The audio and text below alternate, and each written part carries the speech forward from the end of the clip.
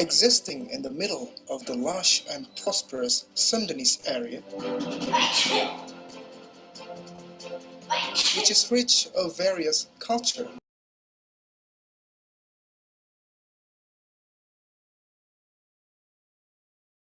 citizens.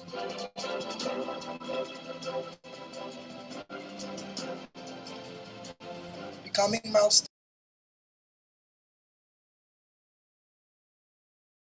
persons to be society servants and nation founders.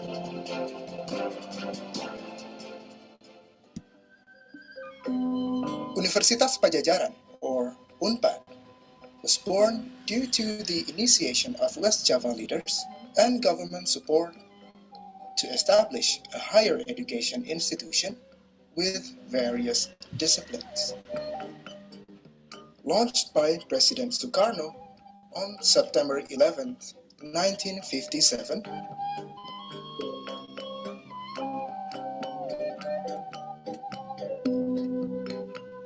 today, UNPAD has a large number of institutional achievements.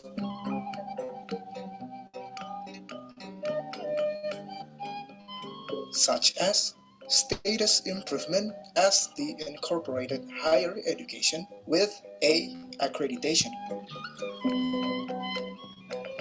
This achievement is in line with the commitment of all policymakers in order to accomplish the vision and mission of UNPAD to be excellent university in conducting a world-class education that is able to support the nation's competitiveness through a quality learning process and innovative research.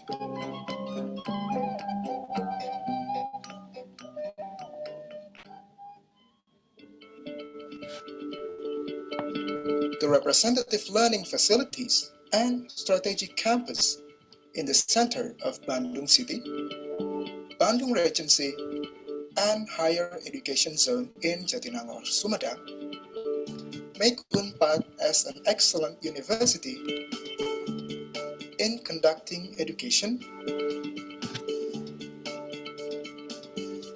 research,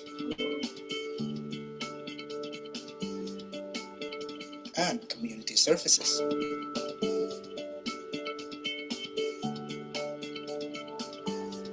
Through its best programs enabling to fulfill the needs of society,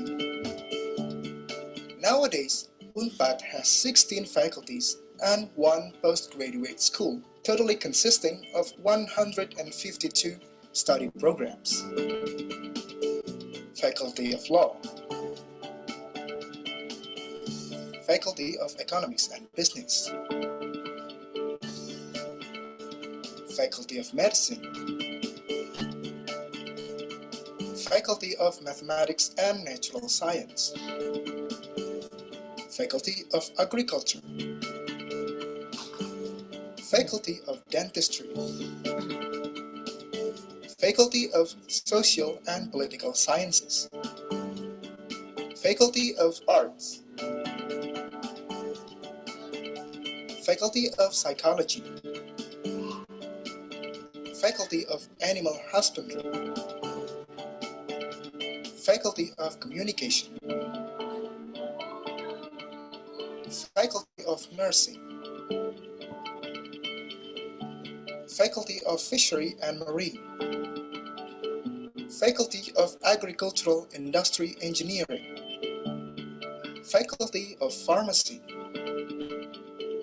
Faculty of Geological Engineering, Postgraduate School.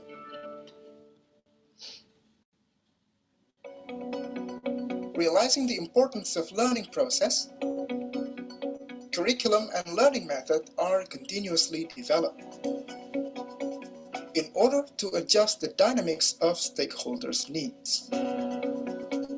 Nowadays, UNPAD has used student-centered learning method.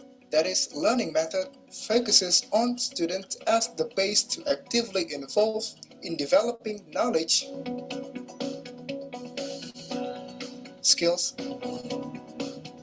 attitude, attitude and behavior with competence-based curriculum.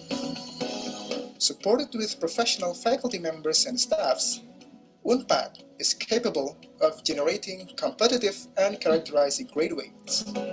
Until now, it has registered 10,000s of students from all over Indonesia and hundreds of international students studying in Universitas Pajajaran. To optimize the education and learning processes, UNPAD is supported with various representative supporting facilities, such as library, Basic Science Service Center, Language Center, e-learning, teaching hospital, and dental hospital. In addition, UNPAD is also equipped with student dormitory, health facility, sport facility, campus transportation, banking, hall, and entrepreneurship facility. Such various facilities are supported with the utilizing of information technology.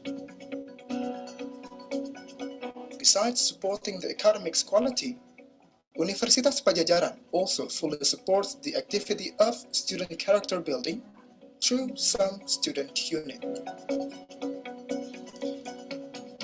As a part of society, Universitas Pajajaran absolutely realizes that its function is limited not only in teaching, but also social and cultural aspects. Some social activities, society empowering, and research implementation have been conducted to give real benefits for all society. Universitas Pajajaran, straightening and developing together with society. From West Java, for Indonesia, to the world, through SDGs.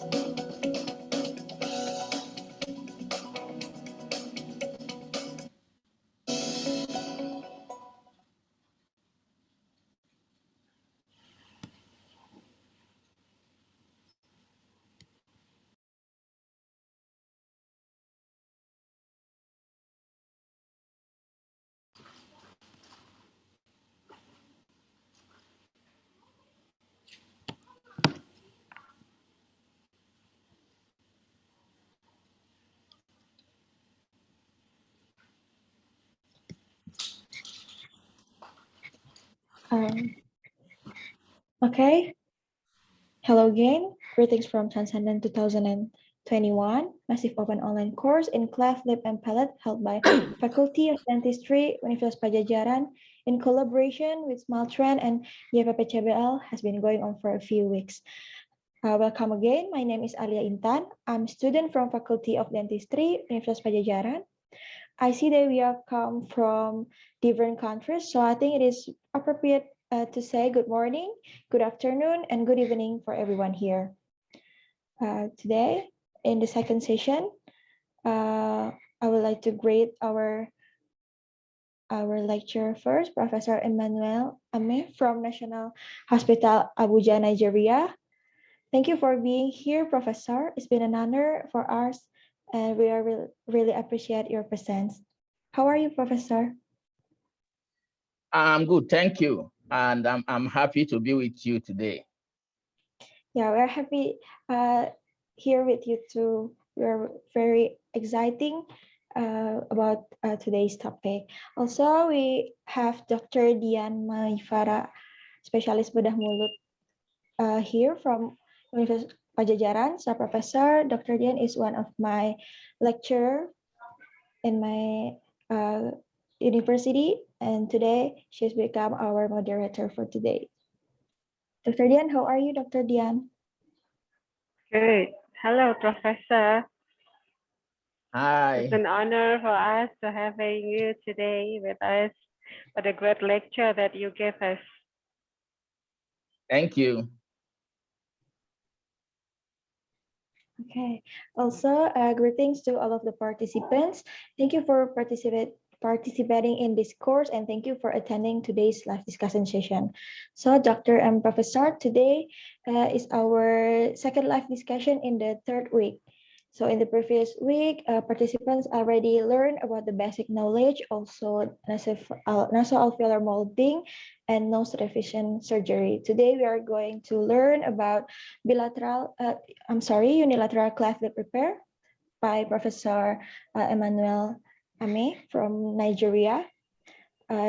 Today's live discussion will be separated into two sessions, which is the first session. Professor Emmanuel will answering all the questions that have been collected by committee through the MOOC website. So the question will be shown through the share screen, Professor, and after that, the participant will have the opportunity to ask the question either directly or maybe by the chat room. Okay, now I would like to give the spotlight to Dr. Dian as our moderator and Professor Emmanuel as our speaker. Time is yours. Thank you very much. Okay, Professor, we can start for the first question.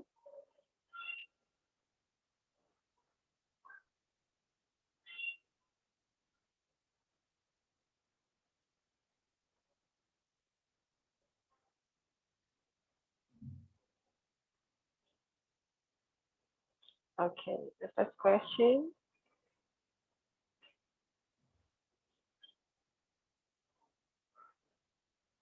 This is the first question from Mutiara Azahra from Universitas Pajajaran. She asks, what is the most preferable orthopedic device for surgical treatment for patients with unilateral cleft lip and palate? What do you think, Professor? Right. Thank you very much. It's an excellent question. So I think there are two aspects.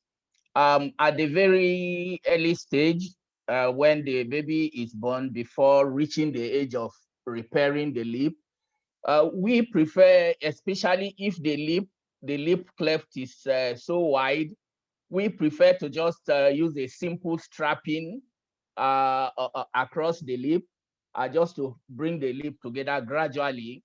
And that is very effective in at least narrowing the lip cleft. But with regards to the palate, our orthodontists, we usually create a small palate prosthesis that covers the cleft so that the babies can feed. The problem with that is that needs to be changed gradually as the baby grows, because as you know, we'll repair the palate at a much later date than the lip. So in summary, there are two aspects: strapping the lip and then using a small palate prosthesis to cover the palate to allow the baby to feed. And that needs to be changed gradually as the child grows. Thank you. Thank you, Professor. Okay, the next question. What are the main considerations in choosing the appropriate surgical technique to pursue into each patient? Does the diversity of individual anatomical condition has its impacts in making this decision, or the surgeon has a certain preferable technique to apply generally into all patients? Thank you, Professor. This question is from Rashid Abdul Aziz. Please, Professor. Thank you. This is a great question. It's an excellent question. So the first part, in terms of the main considerations, so I think the considerations for me and for many of us, first is how wide the cleft is, because that will determine the choice of technique. And then secondly, will depend on the experience of the surgeon, because as surgeons, many times when we train, we are sometimes trained with a particular procedure which we become very familiar with, even though we can still use other techniques. So the determining factors are how wide the cleft is, and then secondly, the experience and preference of the surgeon. Definitely, with one size does not fit all, so you may not use the same technique for all the patients. But for me, I found the old Millard's rotation advancement repair to be very useful in most unilateral cleft lips. So I use that routinely.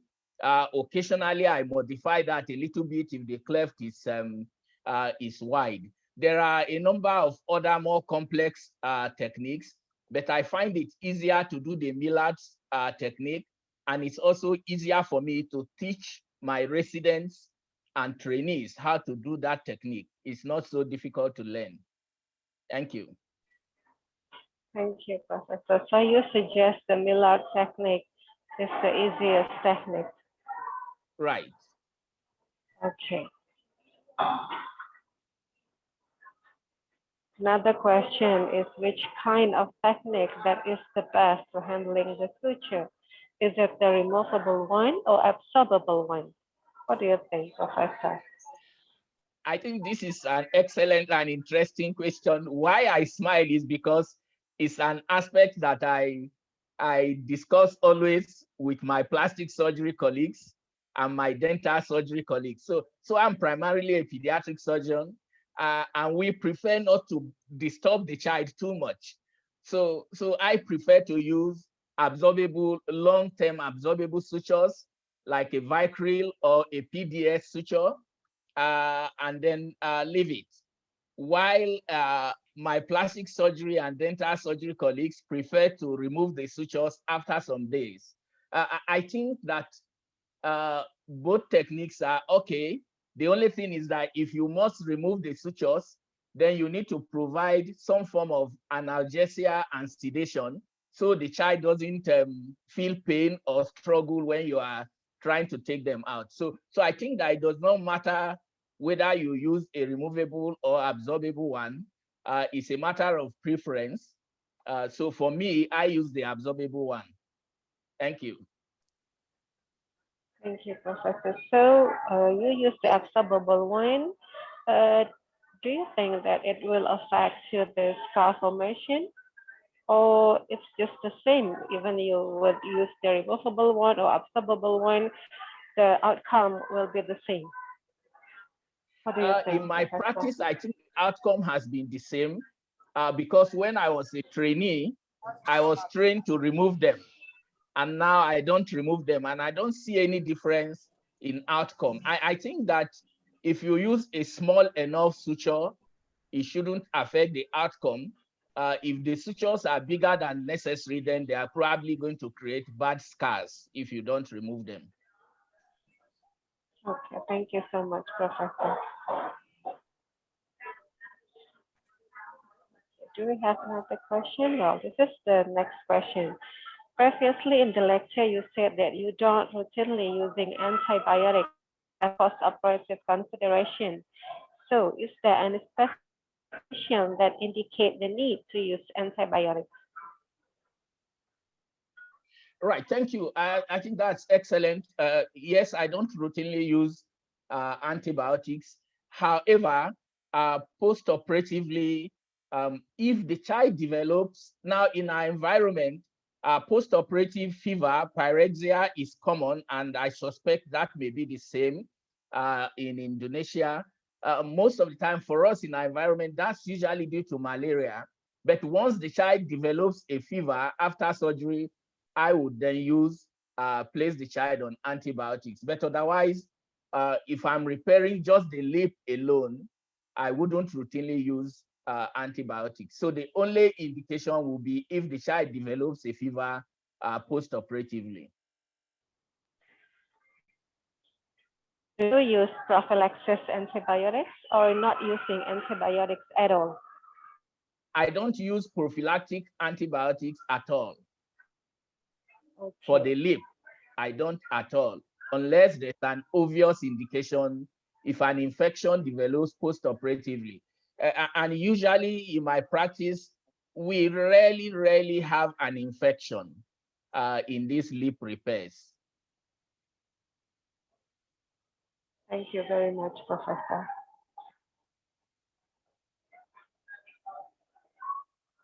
Well, the next question is, what are the important things that need to be considered to prevent oronasal fistula as a complication? Thank you. Excellent question. So I think the important things to consider are, one, making sure that the repair is done in 3 layers. And in 3 layers means that the mucosa is going to be repaired separately, the muscles are repaired separately, and the skin is repaired separately. So that's one.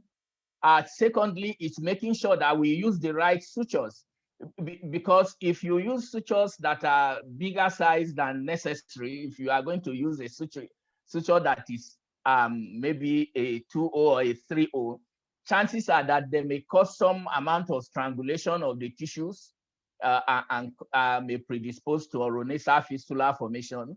And also the repair should not be under tension, which means that the flaps need to be adequately mobilized such that there is no tension, because once there's tension, then some part of the wound may break down either from within or from the level of the skin. So I think those are the important factors. Occasionally, if an infection develops post-operatively, then that may predispose to oronasal fistula formation. Thank you. Thank you, Professor. Do you have ever deal with oronasal fistula after you repair the plate? I don't have them commonly. I don't have them occurring commonly. And if the oronasal fistula happens, what do you think? What should we do? Do we repair it immediately, or we wait? Maybe we wait until when? What do you think, Professor? So for me, I usually will wait for the all the healing process to complete. So I usually will wait for 6 months. Some of my colleagues wait for only 6 weeks, but in my practice, I will wait for 6 months for healing to properly take place, so that there will be minimal scarification and fibrous tissue before going back to repair. I've never had to repair them immediately. Thank you very much, Professor. Okay, do you have another question? Okay. Why do some people have unilateral cleft lip, and why do some people have bilateral cleft lip? House or bilateral cleft lip. Okay. What do you think, Professor? Yes, I think this is an excellent question. But this is more because of the embryology of the face, the way the frontonasal processes and the maxillary processes, the way they unite with each other. So I think that the side of the cleft, or whether it's unilateral or bilateral, will depend on which side the problem happens, whether it's due to a vascular accident or there is some other factor that prevents the proper and timely union of the from the frontonasal processes and the maxillary processes. So there is no definite cause, but it's more of embryologic. Thank you. In your society, your patient, what case is more often that you see, which is the unilateral or bilateral cleft lip, Professor? So in our practice, the unilateral cleft lip is more common, and we also see them more commonly on the left side. So the same in Indonesia is also the unilateral is more often on the left side. Right. Thank you, Professor. Do we have another question? Okay. That was the last question. Excellent questions. Thank you very yes. much, Professor. Now we are open question for the participants here.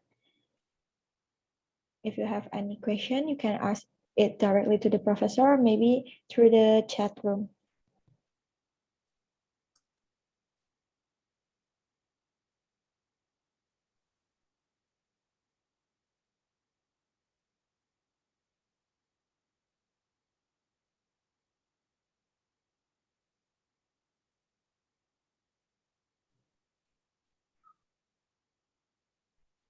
I think there is no more question, Prof and Doc.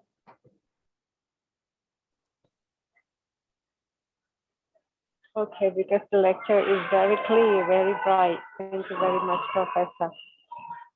Thank you.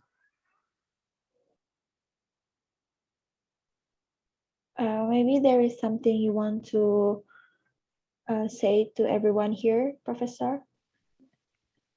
Yes, so I think all I want to say is to thank you very much for letting me interact with you. I think I've enjoyed it. And I think that it's so important that we need to speak to each other across the world. There's so much we gain from each other, both knowledge-wise and by cultural interaction. So I really congratulate you for organizing this session, and I hope that you will maintain it and continue it into the future. Thank you so much.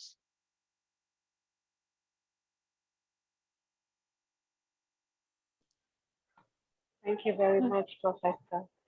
Thank you very much, Professor. So I think that because there is no more question, and we already finally end this end for today. This is the end for today's live discussion. It was a great opportunity for all of us here, hearing the valuable knowledge from Professor Emmanuel, and also thank you for Dr. Dian for your time to be our moderator here.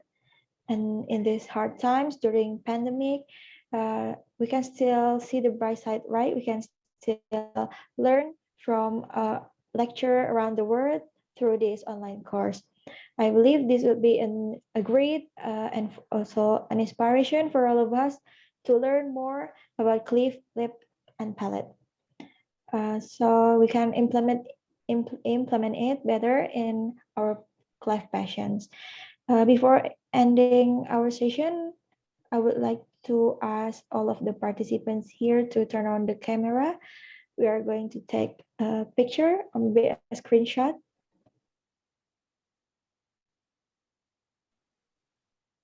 Yeah, so the committee, please help me to take the capture. I will start for, there is 3 slides. I will start from the first one. For the first page, okay, 1, 2, cheese. Okay, we are going to the second page. Please turn on your camera. Okay, 1, 2, cheese. Okay, and then the last page. 1, 2, cheese. Okay. Okay, that is the end for today. Thank you so much, Professor and Doctor. Goodbye to also to the participants. Stay healthy for everyone. See you next time. Everyone.